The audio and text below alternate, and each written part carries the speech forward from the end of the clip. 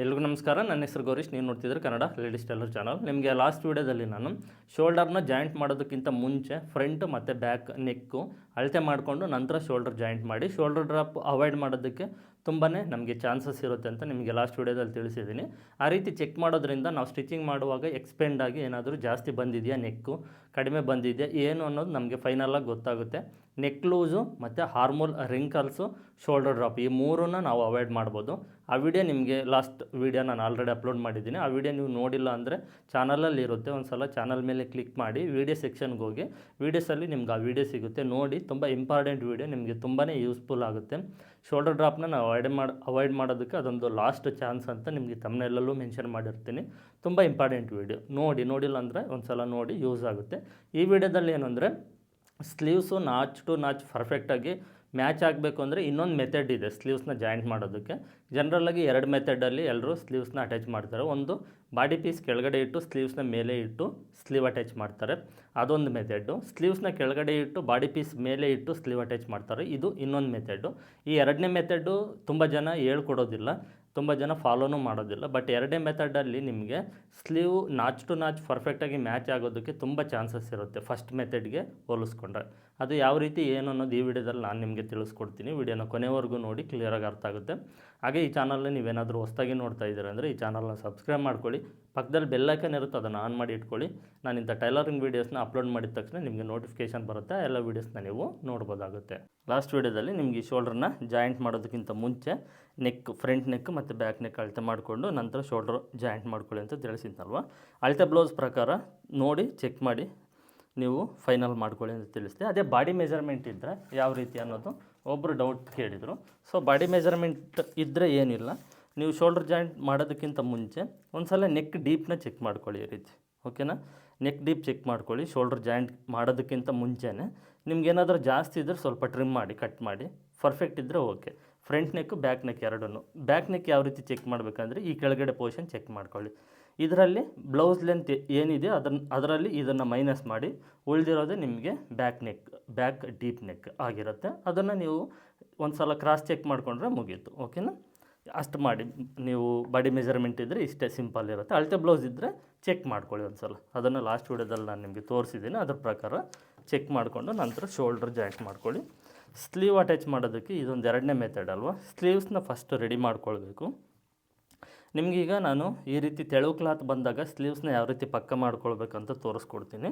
First face ಅಂದರೆ ನಿಮಗೆ ಉಲ್ಟಾ ಸೀದಾ ಅಂತ ಇರುತ್ತಲ್ವ, ಅದನ್ನು ನೀವು ನೋಡ್ಕೊಳ್ಬೇಕು. ಇಂಥ ಕ್ಲಾತಲ್ಲಿ ಆಲ್ಮೋಸ್ಟ್ ಗೊತ್ತಾಗೋದಿಲ್ಲ, ಬಟ್ ಬಾರ್ಡ್ರ್ ಇರುತ್ತಲ್ವ ಅದ್ರ ಪ್ರಕಾರ ನಾವು ಫಾಲೋ ಅಪ್ ಮಾಡ್ಕೊಳ್ಬೇಕು. ಉಲ್ಟಾನ ಮೇಲೆ ಹಾಕ್ಕೊಳ್ಬೇಕು, ಸೀದಾ ಕೆಳಗಡೆ ಇರಬೇಕು. ಇದ್ರ ಮೇಲ್ಗಡೆ ಎರಡು ಲೈನಿಂಗ್ ಪೀಸ್ನ ಆಪೋಸಿಟಲ್ಲಿ ಹಾಕ್ಕೊಳ್ಬೇಕು. ಈ ರೀತಿ ಆಪೋಸಿಟಲ್ಲಿ ಹಾಕ್ಕೊಳ್ಬೇಕು, ಕರೆಕ್ಟಾಗಿ ಜೋಡಿಸ್ಕೊಳ್ಳಿ.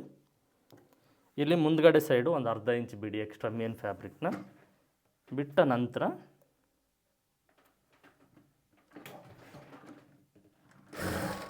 ನೋಡಿ, ಮಾರ್ಜಿನ್ ನಾವು ಅರ್ಧ ಇಂಚ್ ಏನು ಬಿಟ್ಟಿದ್ದೀವೋ ಆ ಮಾರ್ಜಿನ್ಗೆ ಸ್ಟ್ರೈಟಾಗಿ ಸ್ಟಿಚ್ ಮಾಡ್ಕೊಳ್ಬೇಕು ಫಸ್ಟು.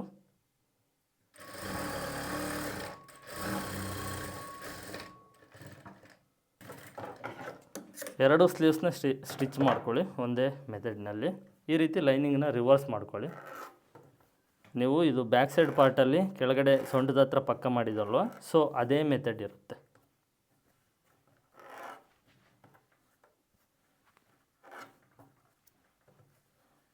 ತೆಳವು ಕ್ಲಾತ್ ಏನಾದರೂ ಬಂತು ಅಂದರೆ ಇದನ್ನೇ ನೀವು ಈ ಮೆಥಡ್ನೇ ಫಾಲೋ ಮಾಡಬೇಕು. ಈಗ ಲೈನಿಂಗ್ ಮೇಲೆ ಎಡ್ಜಲ್ಲಿ ಒಂದು ಹೊಲಿಗೆ ಹಾಕ್ಕೊಳ್ಳಿ.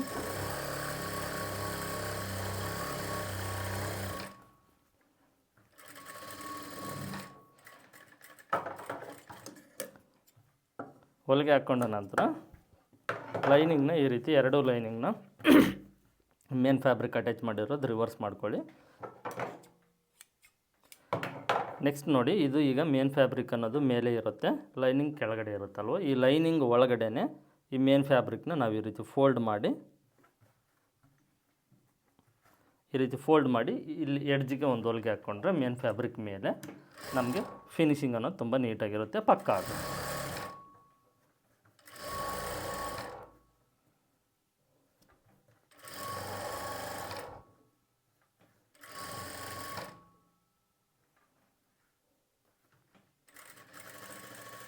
ಅಟ್ಯಾಚ್ ಮಾಡಿಕೊಂಡ ನಂತರ ನೋಡಿ ಈ ರೀತಿ ಮೇನ್ ಫ್ಯಾಬ್ರಿಕ್ನ ರಿವರ್ಸ್ ಮಾಡಿಕೊಂಡು ಕರೆಕ್ಟಾಗಿ ಜೋಡಿಸ್ಕೊಂಡು ಈ ಮುಂದ್ಗಡೆ ಸೈಡು ಕಂಪ್ಲೀಟ್ ಲೈನಿಂಗ್ನ ಅಟ್ಯಾಚ್ ಮಾಡಿಕೊಂಡು ಎಕ್ಸ್ಟ್ರಾ ಇರುವಂಥ ಮೇನ್ ಫ್ಯಾಬ್ರಿಕ್ ಏನಿದೆ ಅದನ್ನು ಕಟ್ ಮಾಡಿಕೊಂಡ್ರೆ ಸ್ಲೀವ್ಸ್ ಅನ್ನೋದು ಪರ್ಫೆಕ್ಟಾಗಿ ಪಕ್ಕ ಆಗುತ್ತೆ.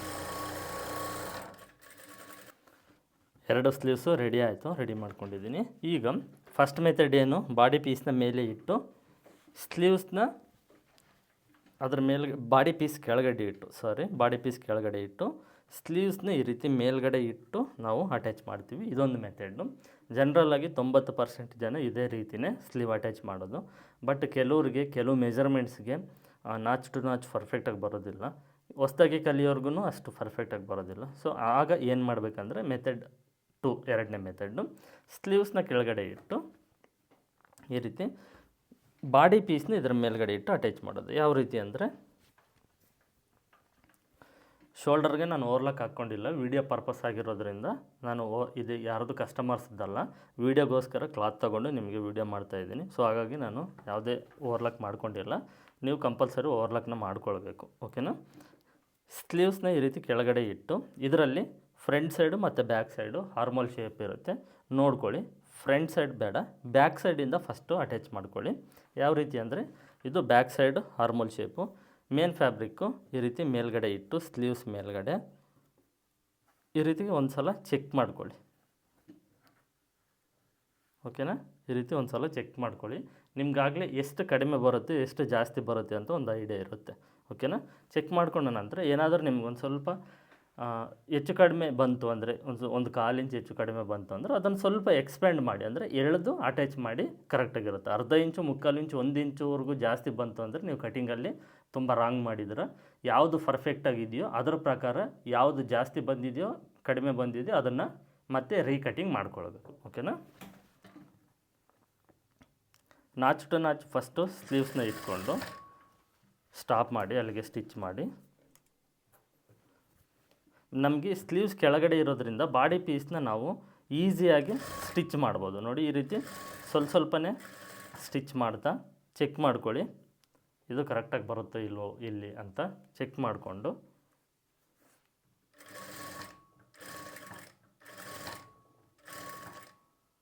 ನೀವು ನೋಡಿ ಇಲ್ಲಿ ಕರೆಕ್ಟಾಗಿ ನಾಚ್ ಟು ನಾಚ್ ಪರ್ಫೆಕ್ಟಾಗಿ ಬಂದಿದೆ. ಅಟ್ಯಾಚ್ ಮಾಡ್ತಾ ಇದ್ದೀನಲ್ವ, ಸೇಮ್ ಅದೇ ರೀತಿ ಫ್ರಂಟ್ ಸೈಡ್ ಪಾರ್ಟು ಅಷ್ಟೇ. ಸ್ಲೀವ್ಸ್ನ ನೀವು ಒಂದು ಸಲ ಚೆಕ್ ಮಾಡ್ಕೊಳ್ಳಿ, ಈ ರೀತಿ ಚೆಕ್ ಮಾಡ್ಕೊಳ್ಳಿ ಕರೆಕ್ಟಾಗಿ ನಾಚ್ ಟು ನಾಚ್ ಬರುತ್ತೋ ಇಲ್ವೋ ಅಂತ ಚೆಕ್ ಮಾಡ್ಕೊಂಡ ನಂತರ ಸ್ವಲ್ಪನೇ 2 ಸಮಾನವಾಗಿ ಜೋಡಿಸ್ಕೊಂಡು ಅಟ್ಯಾಚ್ ಮಾಡಿ. ಯಾವುದೂ ಎಳೆಯೋಕ್ಕೆ ಹೋಗ್ಬೇಡಿ ಪರ್ಫೆಕ್ಟಾಗಿ ಬಂತು ಅಂದರೆ. ಇಲ್ಲ ಸ್ವಲ್ಪ ಒಂದು 1/4 ಇಂಚ್ ಹೆಚ್ಚು ಕಡಿಮೆ ಇದೆ ಅಂದರೆ ಅಲ್ಲಿ ಬೇಕಾದರೆ ಸ್ವಲ್ಪ ಹಂಗೆ ಲೈಟಾಗಿ ಎಕ್ಸ್ಪೆಂಡ್ ಮಾಡಿ ಸ್ಟಿಚ್ ಮಾಡ್ಬೋದು.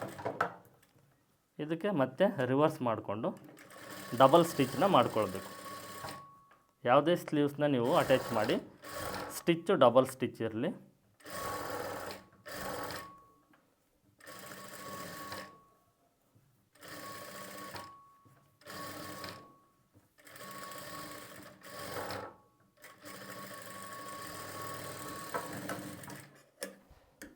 ನೋಡಿ ನಾನು ಅಟ್ಯಾಚ್ ಮಾಡಿ ತೋರಿಸಿದ್ನಲ್ವ, ನಾಚ್ ಟು ನಾಚು ಪರ್ಫೆಕ್ಟಾಗಿ ಬರುತ್ತೆ, ಎಲ್ಲ ನಿಮಗೆ ಹೆಚ್ಚು ಕಡಿಮೆ ಅನ್ನೋದು ಬರೋದೇ ಇಲ್ಲ. ಈ ರೀತಿ ಅಟ್ಯಾಚ್ ಮಾಡಿ ನೋಡಿ ಒಂದು ಸಲ, ಓಕೆನಾ. ಮತ್ತು ನೀವು ಈ ರೀತಿ ರಿವರ್ಸ್ ಮಾಡಿಕೊಂಡ್ರೆ ನಿಮಗೆ ರಿಂಕಲ್ಸ್ ಇರೋದಿಲ್ಲ, ತುಂಬ ರಿಂಕಲ್ಸ್ ಫ್ರೀ ಇರುತ್ತೆ. ಒಂದು ಸಲ ಈ ರೀತಿ ಎಕ್ಸ್ಪೆಂಡ್ ಮಾಡಿ ಟೈಟಾಗಿ ನೋಡಿ, ಯಾವುದು ನಿಮಗೆ ರಿಂಕಲ್ಸ್ ಅಂತ ಅನಿಸೋದಿಲ್ಲ, ಎಷ್ಟು ನೀಟಾಗಿದೆ, ಓಕೆನಾ. ಈ ರೀತಿ ಬ್ಲೌಸ್ ಹಾಕ್ಕೊಂಡಾಗ ರಿಂಕಲ್ಸ್ ಅನ್ನೋದು ತುಂಬಾ ಅವಾಯ್ಡ್ ಆಗುತ್ತೆ, ರಿಂಕಲ್ಸ್ ಬರೋದಿಲ್ಲ. ಎಷ್ಟು ನೀಟಾಗಿ ಕಾಣಿಸ್ತಿದೆ ನೋಡಿ. ನಾವು ಸ್ಟಿಚಿಂಗ್ ಎಷ್ಟು ಪರ್ಫೆಕ್ಟಾಗಿ ಮಾಡ್ತೀವೋ ಫಿನಿಶಿಂಗ್ ಅಷ್ಟು ನೀಟಾಗಿರುತ್ತೆ, ಫಿಟ್ಟಿಂಗು ಅಷ್ಟೇ ನೀಟಾಗಿರುತ್ತೆ.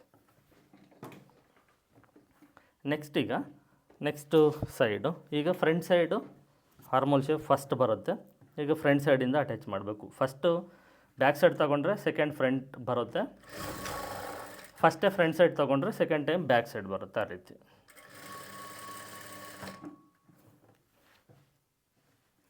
ಒಂದು ಸಲ ನೀವು ಚೆಕ್ ಮಾಡಿಕೊಂಡು ಅಟ್ಯಾಚ್ ಮಾಡಿದ್ರೆ ಅಂದರೆ ಮುಗೀತು, ಮತ್ತು ಯಾವುದೇ ಕಾರಣಕ್ಕೂ ನೀವು ಚೇಂಜ್ ಮಾಡೋಂಥ ಅವಶ್ಯಕತೆ ಇರೋದಿಲ್ಲ. ಈ ಮೆಥಡ್ ಸ್ವಲ್ಪ ಸ್ಟಿಚ್ ಮಾಡೋದಕ್ಕೂ ಈಸಿ ಅನಿಸುತ್ತೆ, ನೀವು ಒಂದು ಸಲ ಬೇಕಾದರೆ ಟ್ರೈ ಮಾಡಿ. ಫಸ್ಟ್ ಮೆಥಡ್ ಇದೆ ಅಲ್ವಾ, ಸ್ಲೀವ್ಸ್ನ ಮೇಲೆ ಇಟ್ಟು ಅಟ್ಯಾಚ್ ಮಾಡೋದು, ಅದಕ್ಕೂ ಮತ್ತು ಇದಕ್ಕೂ ತುಂಬ ಈಸಿ ಅನಿಸುತ್ತೆ. ನೀವು ಒಂದು ಸಲ ಚೆಕ್ ಮಾಡಿ ನೋಡಿ ಬೇಕಾದ್ರೆ.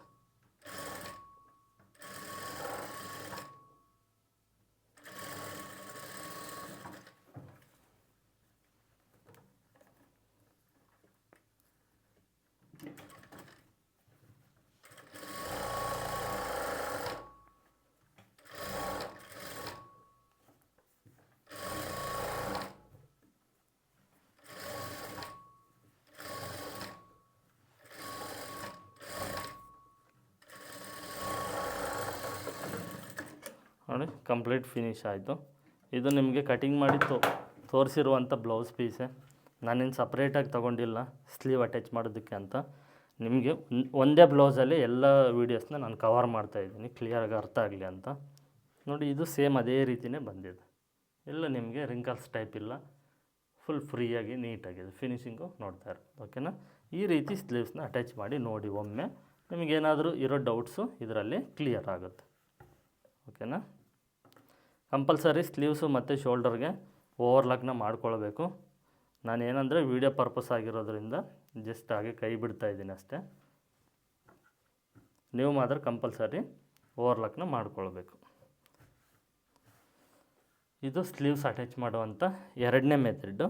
ನಿಮ್ಗೆ ಈ ಮೆಥಡ್ನಲ್ಲಿ ಸ್ಲೀವ್ಸ್ನ ನೀವು ಅಟ್ಯಾಚ್ ಮಾಡೋದ್ರಿಂದ ಪರ್ಫೆಕ್ಟಾಗಿ ಬರುತ್ತೆ. ಒಂದು ಸಲ ಟ್ರೈ ಮಾಡಿ ಅಂತ ತಿಳಿಸ್ದೆ ಇಲ್ಲಿಗೆ ವಿಡಿಯೋನ ಎಂಡ್ ಮಾಡ್ತಾಯಿದ್ದೀನಿ. ಅರ್ಥ ಆಗಿದೆ ಅಂದ್ಕೊಂಡಿದ್ದೀನಿ. ಪ್ರತಿ ವಿಡಿಯೋದಲ್ಲೂ ಏನಾದರೂ ಒಂದು ಚಿಕ್ಕ ಯೂಸ್ಫುಲ್ ಇನ್ಫಾರ್ಮೇಷನ್ ಇದ್ದೇ ಇರುತ್ತೆ. ನೀವು ಪ್ರತಿ ವಿಡಿಯೋನ ಫಾಲೋ ಮಾಡೋದ್ರಿಂದ ಏನಾದರೂ ಒಂದು ಹೊಸ ವಿಚಾರ ಖಂಡಿತ 100% ನೀವು ತಿಳ್ಕೊಳ್ತೀರ. ಏನಾದರೂ ಒಂದು ವಿಚಾರ ನಾನು ನಿಮಗೆ ಎಕ್ಸ್ಪ್ಲೇನ್ ಮಾಡ್ತಾನೆ ಇರ್ತೀನಿ. ರೆಗ್ಯುಲರಾಗಿ ಫಾಲೋ ಮಾಡಿ. ಪ್ರತಿದಿನ ವೀಡಿಯೋ ಅನ್ನೋದು ಅಪ್ಲೋಡ್ ಮಾಡ್ತಾಯಿರ್ತೀನಿ ಸಂಜೆ 7:30 ಕರೆಕ್ಟಾಗಿ ನಿಮ್ಗೆ ಏನೇ ಕೆಲಸ ಇರಲಿ ಸ್ವಲ್ಪ ಅದನ್ನು ಸೈಡ್ಗಿಟ್ಟು ಈ ವಿಡಿಯೋನ ಒಂದು 10 ನಿಮಿಷ ನೋಡಿ. ನಿಮಗೆ ಡೇ ಪೂರ್ತಿ ನಿಮಗೆ ಏನಾದರೂ ಒಂದು ತಿಳ್ಕೊಂಡಿದ್ದೀವಿ ಅನ್ನೋ ಸ್ಯಾಟಿಸ್ಫ್ಯಾಕ್ಷನ್ ಇರುತ್ತೆ ಈ ಟೈಲರಿಂಗ್ ಕೆಲಸದಲ್ಲಿ ಓಕೆನಾ. ಇಷ್ಟು ನಿಮ್ಗೆ ಹೇಳ್ತಾ ಇಲ್ಲಿಗೆ ವಿಡಿಯೋನ ಎಂಡ್ ಮಾಡ್ತಾಯಿದ್ದೀನಿ. ಮತ್ತು ಮುಂದಿನ ವಿಡಿಯೋದಲ್ಲಿ ಸಿಗ್ತೀನಿ. ಎಲ್ಲರಿಗೂ ಧನ್ಯವಾದಗಳು.